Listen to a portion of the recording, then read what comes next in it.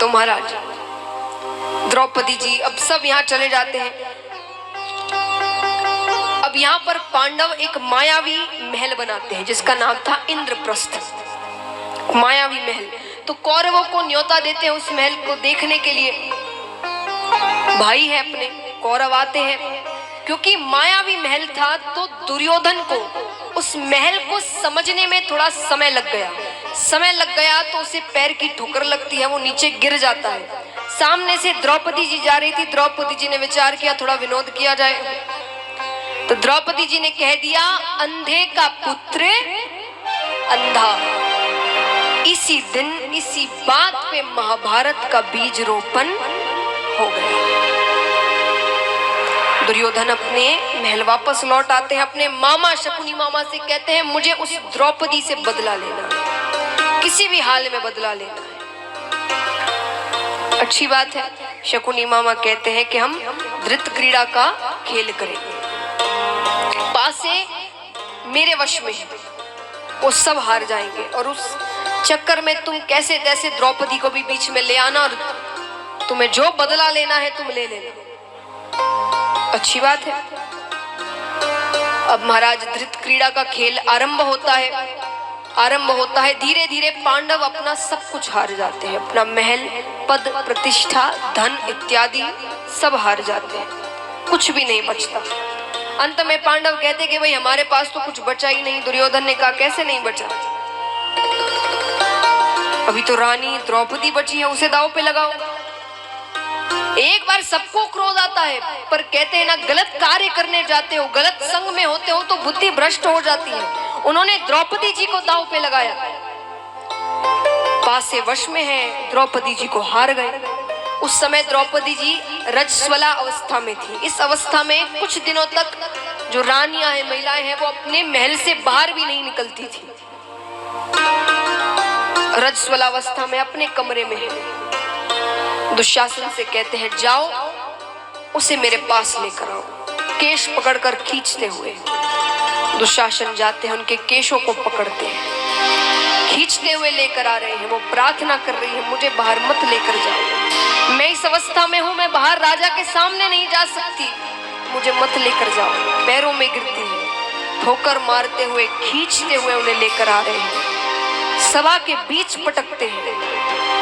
सब बैठे हैं, द्रोणाचार्य जी बैठे हैं, भीष्म पितामह बैठे हैं, महाराज बैठे हैं, महारानी बैठी है, सभा में जितने लोग थे सब बैठे हैं। दुर्योधन कहता है, निर्वस्त्र किया जाए। महिलाओं का ऐसा अपमान, नारियों का ऐसा अपमान दैत्यों की सभा में भी कभी नहीं हुआ था। द्रौपदी जी राजा के पास जाती है, मेरी रक्षा करिए। भीष्म पितामह के पास जाती है, ताजश्री मेरी रक्षा करिए। द्रोणाचार्य जी के पास जाती है, मेरी लाज बचाइए, कोई तो कुछ करो। कोई सामने नहीं आता। साड़ी खींचने लगते हैं दुशासन। थोड़ी देर तक तो द्रौपदी जी उस साड़ी को अपने मुख पर दांत से पकड़कर रखती है, पर जब हार जाती है तो दोनों हाथ ऊपर उठाकर कहती है, हे द्वारिकाधीश मेरी रक्षा करो, द्वारिका के नाथ मेरी रक्षा करो। द्रौपदी जी कहती है, ठाकुर जी आते हैं और कपड़ों का पहाड़ लगा देते हैं। दुशासन खींचता जाता है, पर साड़ी खत्म नहीं हो रही। अब महाराज इस धृत क्रीड़ा के खेल के बाद उन्हें दंड भी मिलता है, वनवास दिया जाता है, पद प्रतिष्ठा, उनका महल, उनका राज्य सब उनसे छीन लिया जाता है। और ऐसा नहीं है कि वनवास में भी कौरवों ने कुछ नहीं किया, कई प्रयास किए कि वो वनवास से कभी वापस ही ना आए। लाक्षागृह इत्यादि, प्रजा को राखे साइया, मार सके ना कोई। ठाकुर जी उनके साथ थे। वनवास पूरा करने के बाद पांडव वापस आते, अपना राज्य मांगते। दुर्योधन ने कहा, अगर राज्य चाहिए तो युद्ध करो और राज्य ले जाओ। ठाकुर जी के पास सभी जाते हैं कि उसने कह दिया, युद्ध के बिना तो एक भी राज्य नहीं मिलेगा। आप जाइए उससे बात करने। तो ठाकुर जी शांति दूत बनकर जाते हैं दुर्योधन के पास। यहाँ शकुनी मामा ने दुर्योधन से कहा कि सुनो, कृष्ण को अपनी ओर ले लो,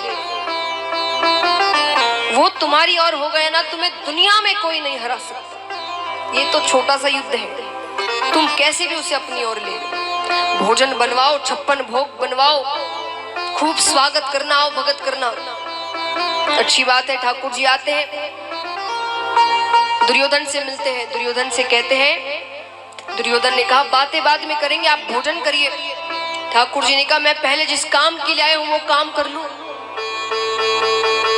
तुमने कहा था वनवास के बाद उनके राज्य उन्हें वापस दे दिए जाएंगे। दुर्योधन ने कहा मैं तो कोई राज्य नहीं देने वाले युद्ध के बिना। ठाकुर जी कहते पूरा राज्य मत दो, तुम उन्हें 5 गांव दे दो। 5 पांडव है, 5 पांडवों के 5 गांव, एक एक गांव वो संभालेंगे, वो उतने में ही खुश है। दुर्योधन ने कहा युद्ध के बिना मैं सुई भर भूमि भी नहीं दूंगा। ठाकुर जी ने कहा अच्छी बात है। दुर्योधन ने कहा आइए 56 भोग बनाया मैंने आपके लिए, हम मिलकर भोजन करते हैं। ठाकुर जी ने कहा भोजन 2 ही समय पर किसी के यहाँ करना, 2 ही शर्तों में। पहली शर्त, या तो जो भोजन करा रहा है उसके मन में बहुत प्रेम है, वो सच्चे मन से आपको भोजन कराना चाहता है अपने घर पर, या आपको बड़ी जोर की भूख लगी हो तो जहां भोजन मिल जाए वहां कर लो।